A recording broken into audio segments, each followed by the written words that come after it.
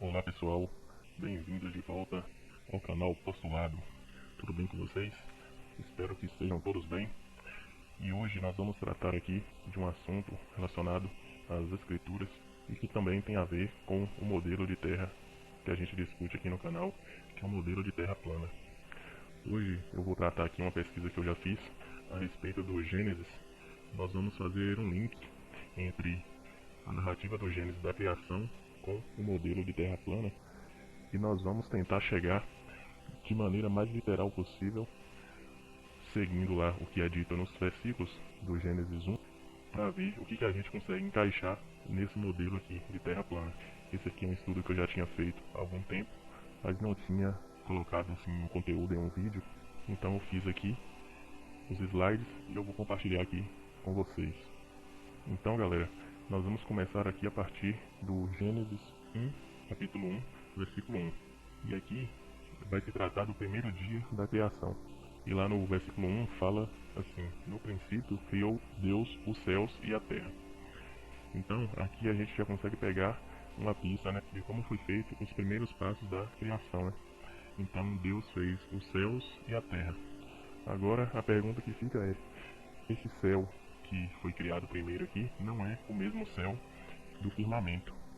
Aqui a gente já pode ver que aqui esse céu que está falando aqui não é o mesmo céu, porque o céu do firmamento foi criado bem mais à frente, lá pro segundo dia. Então a gente vê que esse céu aqui, eles são outros céus. Se a gente for pesquisar a fundo, a gente vai ver que existe o primeiro céu, o segundo céu, o terceiro céu. Então esse céu aqui foi um céu que foi criado quando Deus criou essa terra. Quando ele criou a terra, ele criou o céu. Então vamos para o versículo 2, e aqui fala: a terra era sem forma e vazia, e havia trevas sobre a face do abismo, mas o Espírito de Deus pairava sobre a face das águas. Então aqui nesse versículo 2 está falando que a terra era sem forma e vazia, a terra é essa daqui, não tinha essas deformações dos continentes, com montanhas, vales, planícies, planaltos, essas coisas. Nessa época não tinha, ela era o mais nivelada possível aqui embaixo. Essas bacias aqui que ficam os mares, não tinha, isso aí foi criado depois, segundo a interpretação aqui, né? Então, ela era sem forma e vazia, e havia trevas sobre a face do abismo. A palavra abismo aqui também tem o significado de profundezas de águas, né? Ou águas profundas. Então, essa palavra abismo significa profundeza de águas. Então, só tinha as águas profundas e o Espírito de Deus pairava sobre as águas. Então, no Gênesis não cita a criação das águas. Lá fala que já tinha águas, né? Então a gente já pode entender que essas águas elas eram pré-existentes. Antes de criar a Terra e esse primeiro céu, já existia uma superfície de águas abaixo dos outros céus, né? Vamos dizer que habita o Criador aqui. Vamos para o versículo 3 agora. E disse Deus: haja luz, e houve luz. Então, no versículo 3, cita: Deus disse, né, o Criador: haja luz, e houve luz. Então, eu ficava me perguntando, né, que luz é essa que Deus disse: haja luz? Porque o Sol, a gente vai ver aqui na frente que ele só foi criado no quarto dia criativo, né, de Deus. Essa luz aqui não pode ser uma luz literal, vamos dizer assim, porque se for, eu já vi algumas explicações em que diz que a luz vem de cima, é uma luz externa do firmamento e ela é projetada aqui embaixo. Só que se for uma luz externa, quanto mais a gente se eleva, deveria continuar vendo essa luz. Só que não é isso que a gente percebe. Nas imagens de balões e imagens da estratosfera acima, a gente vê que quanto mais a gente sobe, mais vai ficando escuro. Então não tem como vir uma luz externa lá de fora para dentro da Terra e continuar escuro lá em cima. Então nessa minha teoria aqui, essa luz que é falada aqui quando Deus diz haja luz, essa luz vem de baixo. Então essa luz que vem de baixo é Deus ativando o campo eletromagnético da Terra. Quando ele diz haja luz, ele está ativando o eletromagnetismo da Terra, que fica abaixo da superfície da Terra. Então, esse eletromagnetismo ele emana debaixo da Terra e sobe projetando a luz nas camadas atmosféricas, nos gases. Então, essa luz do céu azul que a gente vê, ela é uma luz que vem debaixo da Terra para cima. Por isso que vai tendo esse gradiente de cor até ele ir ficando para o escuro. A gente percebe que é mais claro embaixo, na superfície da Terra, e conforme sobe vai ficando escuro. Então essa projeção de luz ela se dá pelo eletromagnetismo que vem debaixo da Terra para cima e por causa dos gases. A maior concentração de gases embaixo faz com que haja maior iluminação na superfície da Terra. Conforme vai subindo, essa iluminação vai padecendo. Então, na minha interpretação, quando diz aqui haja luz, Deus ele ativou o campo eletromagnético da Terra. A Terra é como se fosse uma bateria, um ímã gigante aqui embaixo, e ele projeta esse eletromagnetismo para cima. Então vamos ver aqui o versículo 4, que diz, né? Viu Deus que a luz era boa e fez separação entre a luz e as trevas. E Deus chamou a luz dia e as trevas noite. E foi tarde e amanhã o primeiro dia. Então aqui nesse momento Deus ele separa esse campo eletromagnético em duas partes, digamos assim. A parte que vai ser dia, ele mantém esse eletromagnetismo, vamos dizer, um polo positivo acima. E a parte que é noite, ele coloca como polo negativo ou anula o magnetismo nessa região que é noite. O magnetismo ele atua apenas na parte que é dia, fazendo então a projeção da luz nas camadas atmosféricas. Então, na minha interpretação, é essa daqui, a ativação da luz do dia, conforme o versículo explica. Então aqui termina o primeiro dia da criação e vamos agora para o segundo dia. Então no segundo dia, é aqui no versículo 6 do Gênesis, que diz: E disse Deus, haja um firmamento no meio das águas e haja separação entre águas e águas. Então aqui nesse momento, Deus está fazendo a separação das águas através de um firmamento. Aí do que é feito esse firmamento, pelo menos nessa primeira parte aqui do Gênesis, não fala nada a respeito da composição desse firmamento aqui. Só diz que foi feito um firmamento no meio das águas e haja separação entre águas e águas. Então aqui no versículo 7 diz: Fez, pois, Deus o firmamento e separou as águas que estavam debaixo do firmamento das que estavam por cima do firmamento. E assim foi. Chamou Deus ao firmamento o céu, e foi a tarde e amanhã o dia segundo. Então aqui no 7, a explicação, segundo o versículo, é que o Criador separou essas águas aqui, que estavam acima do firmamento, das debaixo do firmamento. Então aqui no meu entendimento, o que aconteceu aqui foi o surgimento dos gases, de alguns gases que foi forçando, através da pressão, empurrando essas águas aqui para baixo. Então aqui fala que Deus separou. Então, conforme está aqui no versículo, eram águas, então através desse firmamento foi separado águas que estavam debaixo e águas que estavam em cima. Então aqui deixa muito claro como é que foi feito a separação. Não tem duplo sentido aqui. Vamos para o 9, versículo 9. E disse Deus: Ajuntem-se num só lugar as águas que estão debaixo do céu, e apareça o elemento seco. E assim foi. Chamou Deus ao elemento seco terra, e ao ajuntamento das águas mares. E viu Deus que isso era bom.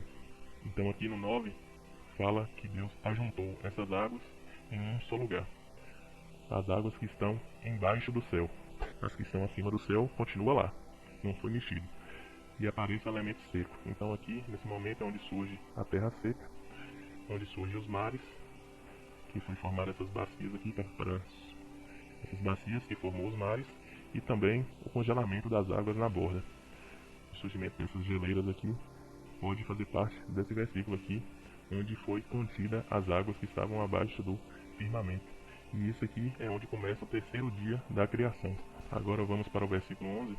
E disse Deus: Produza a terra relva, ervas que deem semente e árvores frutíferas, que segundo as suas espécies deem fruto que tenham em si a sua semente sobre a terra.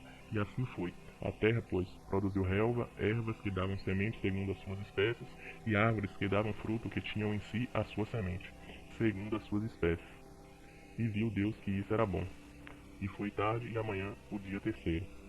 Então nesse versículo 11 em diante, é quando o Criador cria a vegetação em cima da terra seca. Então ele deu uma ordem e surgiu todas as vegetações acima da terra.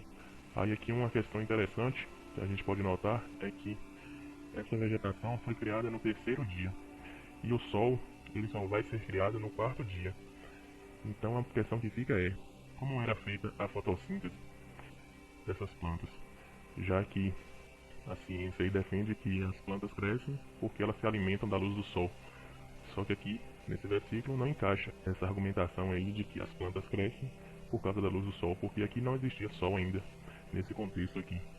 Então é mais um questionamento aí que a gente pode investigar mais pra frente, né? Pra ver se tem algum fundamento isso daqui. Então aqui agora já entra o quarto dia da criação. E disse Deus: haja luminares no firmamento do céu, para fazerem separação entre o dia e a noite, sejam eles para sinais e para estações, e para dias e anos, e sirvam de luminares no firmamento do céu, para alumiar a terra. E assim foi. Então aqui no início do quarto dia é quando Deus cria os luminares do firmamento. Então aqui já está falando, haja luminares no firmamento do céu. Então não tem como, pela interpretação aqui do versículo, a gente vê que essas luminares, que são as estrelas, elas estão contidas no firmamento. Aí agora de que é feito o firmamento, como é que elas ficam presas lá, aí é outra questão. Então aqui pela explicação do versículo, seguindo ali fielmente o que está escrito, não tem como ter estrelas aqui fora do firmamento ou abaixo do firmamento, porque senão estaria citado aqui no versículo. Aqui diz que haja luminares no firmamento, para fazer a separação do dia e da noite, e para sinais, estações, dias e anos. Então aqui já mostra também que esses luminares, que são as estrelas, eles são para servir de sinais, de estações, dias e anos. Então elas têm que estar aqui fixas e com o mesmo movimento desde quando foram criadas. Então não tem como falar que essas estrelas aqui vão mudar de posição, porque se é para servir de sinais, dias e anos, então elas têm que estar ano após ano no mesmo lugar, nas mesmas posições. Então esse argumento aí de que a estrela muda de posição, uma época está de um jeito, outra época está de outro, pelo que está escrito aqui nesse versículo do Gênesis, não se sustenta.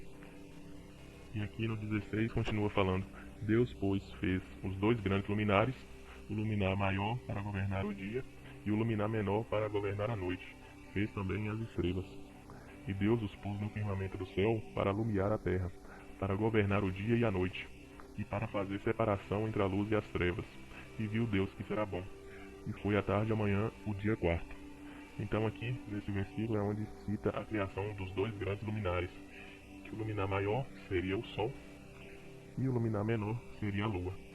Aí aqui a gente pode ter duas interpretações para essa citação luminar maior e luminar menor. Ou ele pode ser maior em luminosidade e a Lua em menor luminosidade, então por isso que diz maior ou menor, ou eles podem ser literais, a Lua é menor do que o Sol. Aí, aparentemente, eles parecem ser do mesmo tamanho por uma questão de perspectiva. A Lua pode estar mais próxima da superfície do Sol acima, então dá a impressão de que eles são do mesmo tamanho. Mas, pelo que está citando aqui, eu acredito que seja pela intensidade da luz mesmo. Então, segundo aqui a minha interpretação do Gênesis, esses luminares eles estão presos também por esse eletromagnetismo que emana debaixo da Terra. A Terra aqui embaixo é como se fosse um ímã, e ele mantém esses astros aqui, o Sol e a Lua, suspensos dentro desse campo eletromagnético aqui.